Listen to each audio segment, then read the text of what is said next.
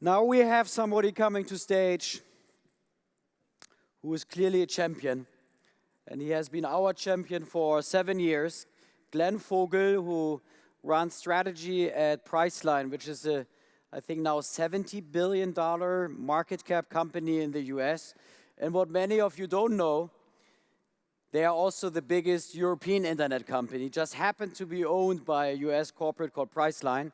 But Booking.com, which is the Dutch part, and Active Hotels, which was the Dutch part, the UK and Dutch piece was merged into Booking.com, has probably been the most successful M&A deal of all times. We are very, very thankful to Glenn's loyalty to always come and share his views, his vision on travel.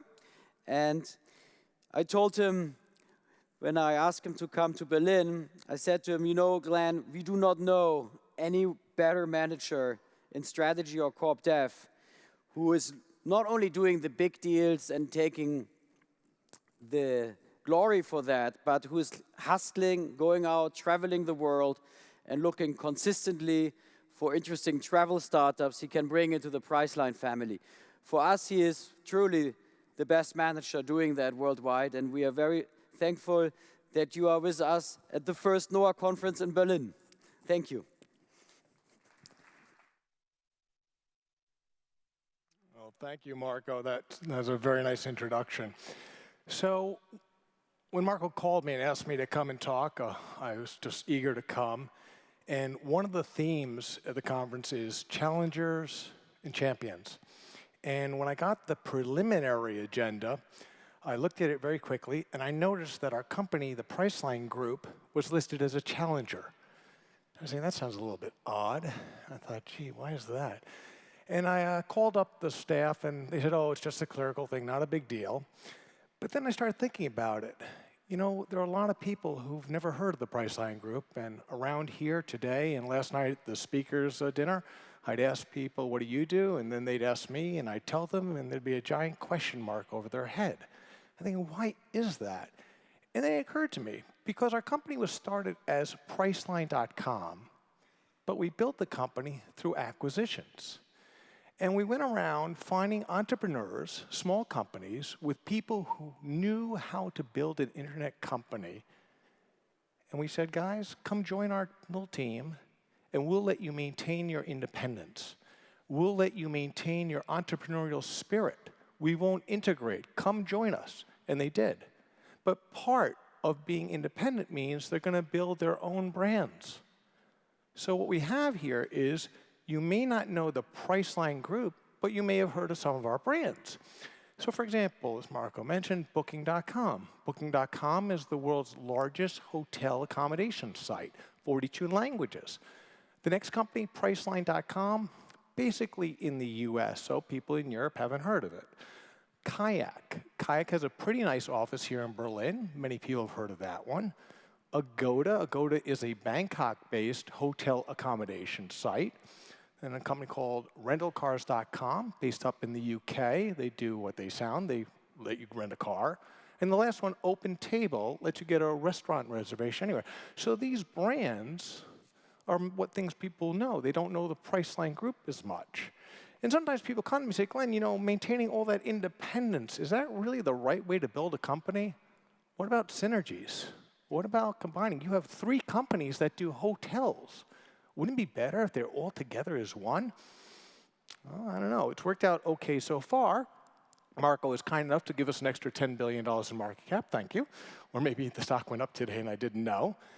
But it's certainly something that seems to be doing OK. And just to put this into perspective, if you took all the other online travel companies that are publicly listed, so take Expedia, TripAdvisor, Ctrip, Cunard, Orbitz, eDreams, TravelZoo, blah, blah, blah, HomeAway, add them all together, all their market caps, that would still be several $1 billion less than our market cap.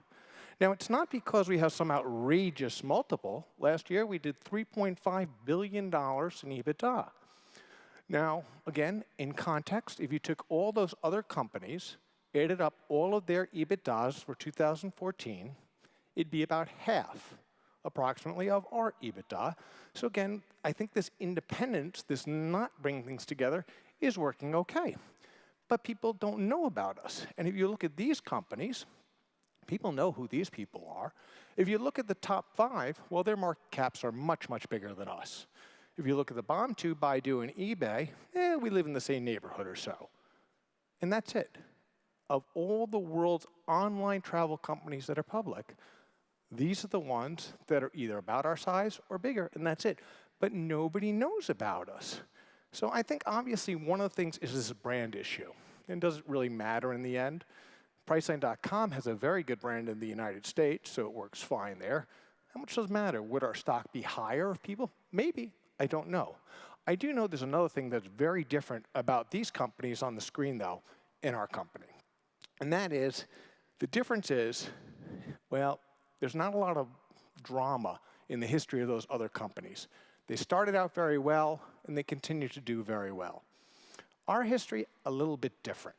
Now, if you look at our stock price, you say, where's the drama? There's no drama there. It looks pretty steady. That's only 10 years. If you go back to the beginning of our company, back at the height of the internet bubble, 1999 when we went public, it's a little bit different. What we have here is, 1 week after we did the IPO, we had a market cap of over 30 billion US dollars. We had no profits, of course. We had not much revenue.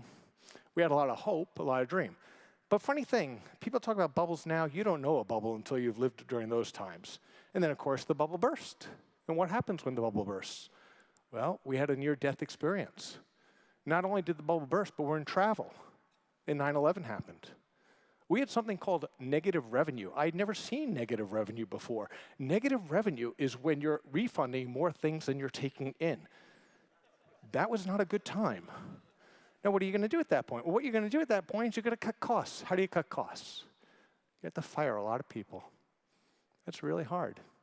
And you try and tell people it's not you, it's us, like you're breaking up with somebody. Then they say, well, if it's you, why aren't you leaving? Why am I leaving? It makes for a very difficult conversation. We finally stabilized it, and then my job was go around and find somebody who could help. We still had a little bit of cash, looking around, and I'm looking all over the place, and I'm looking for young entrepreneurial people who know how to sell travel. And I found people. I found them all over Europe, found them in Cambridge, UK, found them in Amsterdam, found them in Manchester, found them around the world. Found the guys in Bangkok. And we went to them and we said, guys, come and join us, and we will let you maintain that independent spirit. And it was good. It was very good. It's one of those things, though, that people don't know unless they read the fine print in our 10K. Those independent entrepreneurial companies that are our international subsidiaries, they produced 94% of our operating income last year. So if you do the math, say 60-something billion market cap, they do 94% of the operating income. It's a big number. You say, well, how much did you spend to get them? Less than $500 million in cash. That's a pretty good return. And that shows that if you bring people together, don't integrate them, but let them share knowledge. That is a key. The benefit, when I went to people and said, come join us, they said, why?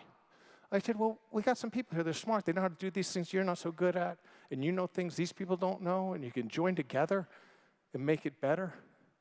You know, if you like music, I like music. Sometimes you have a soloist, it's just beautiful and you love it. But if somebody asks me what my favorite sounds are, they come from bands. And bands require more than one person. And great companies require more than one specialty. But you have to combine it carefully. Now, we can't always, though, make sure every company going forward is going to be independent. You know, eventually, there's a limit. And there is truth that integrating some companies can be very good. So last year, well, maybe 14 months ago, we started doing some other types of deals.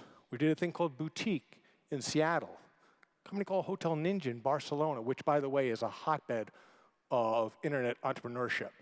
Price Match from Paris. Anybody who tells me that French do not have skills and technology ability, they're just naive, and I hope they keep thinking that way so we can find great companies like Price Match. Clicka from Tel Aviv. Great, great small company. The people said, well, we want to go somewhere else. So what about Bangkok? They said, fine. And then I told them, Bangkok sometimes, it's not the easiest place to live. They said, we're coming from Tel Aviv. It's OK. That's fine. Point is, whether you're going to integrate companies or you're going to keep them independent, you have to do one very important thing. And that is enable the structures of these deals to maintain that sense of ownership, accomplishment, and reward. Because if you don't do that, the whole thing's absolutely going to collapse. You spend all that money, and the people will leave. So sometimes people tell me, gee, is there anything left to do in online travel? They say, and isn't that all last decade stuff? Aren't there new, more exciting things? I don't think so. We did about $50 billion worth of transactions last year. But the total travel industry, and it's hard to keep the numbers right, who knows, but it's definitely more than $1 trillion. Is it $2 trillion? I don't know. Some people say $1.5 trillion. I don't know. But I know there's a tremendous opportunity still here to make it better. Our mission is to go out and help people experience the world. That's what we're trying to do. And I'm here now looking for other next generation, young startup type companies that can help join us and help take us to that next level. Thank you very much.